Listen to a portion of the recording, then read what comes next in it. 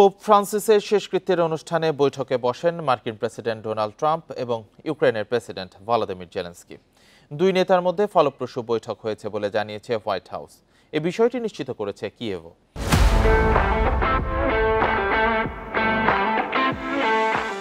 ফেব্রুয়ারিতে ওয়াশিংটনের ওভাল অফিসে ট্রাম্পের সাথে জেলেনস্কির উত্তপ্ত বৈঠকের পর রোমে এই বৈঠক করলেন দুই নেতা। বৈঠকের আরও বিস্তারিত তথ্য পরে জানানো হবে বলেও জানিয়েছে হোয়াইট হাউস। ওভাল অফিসে বৈঠকের পর ট্রাম্প অভিযোগ করেন মার্কিন সহায়তার জন্য যথেষ্ট কৃতজ্ঞতা প্রকাশ করেননি জেলেনস্কি।